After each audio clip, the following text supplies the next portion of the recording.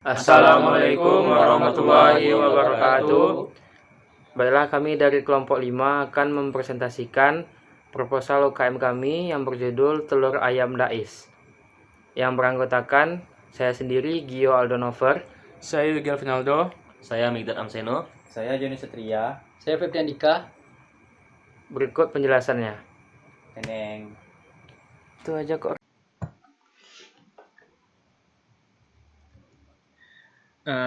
Baiklah, sebelum kita masuk ke dalam poin-poin, di sini saya akan menjelaskan tentang latar belakang terlebih dahulu.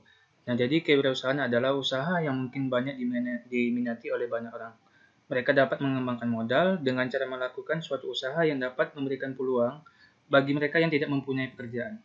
Usaha ini seharusnya dirintis dari usaha kecil yang lama-lama akan menjadi usaha yang sangat besar.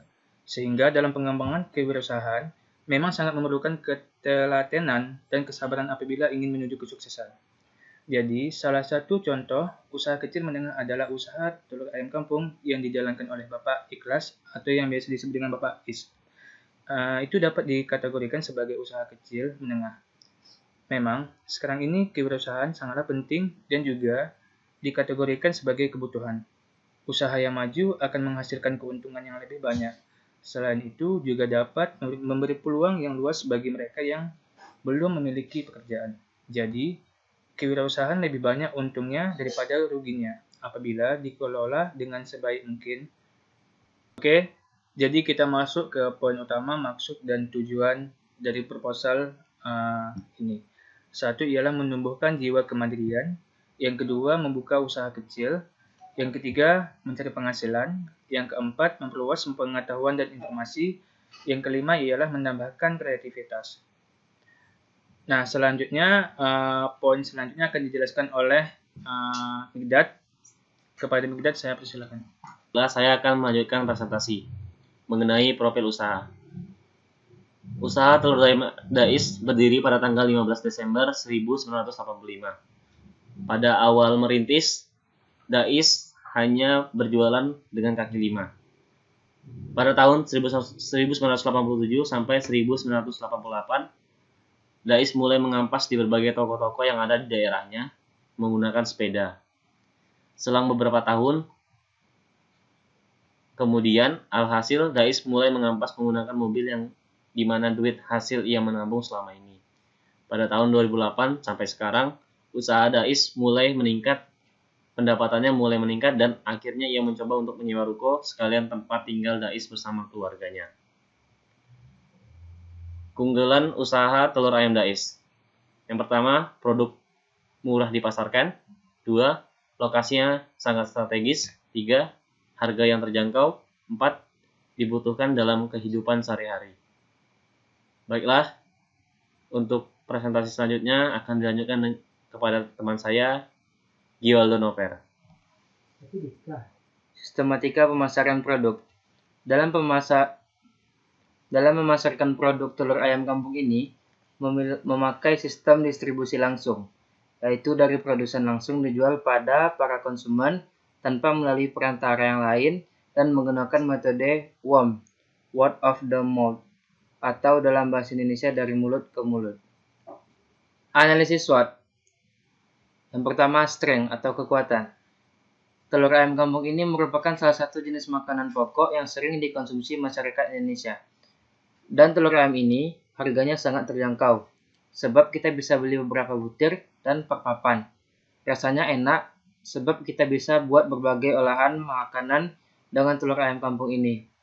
Dari telur mata sapi, dadar, dan berbagai olahan kue lainnya.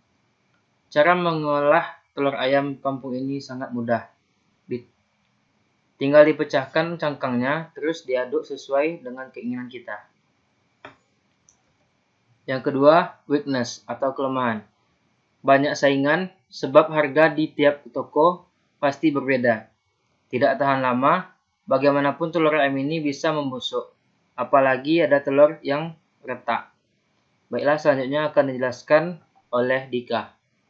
Selanjutnya, saya akan melanjutkan penjelasan dari Gio. Yang ketiga, opportunity atau peluang.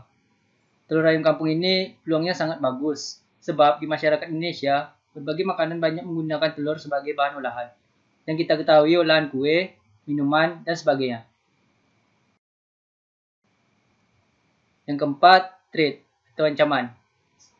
Untuk ancaman biasanya terjadi itu ketika barang masuk dari Payakumbuh dan Medan banyak telur yang retak, sehingga harga telur itu menjadi menurun. Selanjutnya, perencanaan keuangan. Kalkulasi biaya. Yang pertama, bahan baku. Itu ada bahan utama. Bahan utamanya telur ayam kampung itu sendiri. Dan selanjutnya biaya tenaga kerja. Satu orang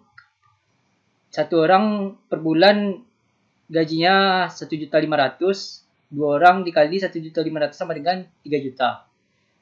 Biaya overhead pabrik, biaya transportasi dan akomodasinya 1 juta.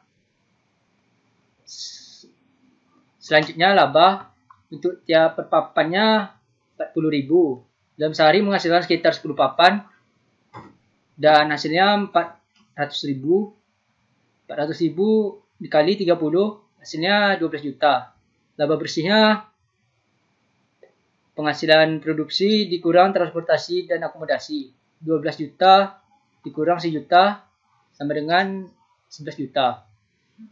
Dan untungnya laba bersih dikurang gaji karyawan, dikurang transportasi dari akomodasinya 12 juta, dikurang 3 juta, dikurang 1 juta, hasilnya 8 juta. Jadi keuntungan yang dihasilkan per bulan sekitar 8 juta. Selanjutnya akan dijelaskan sama Bang Joni.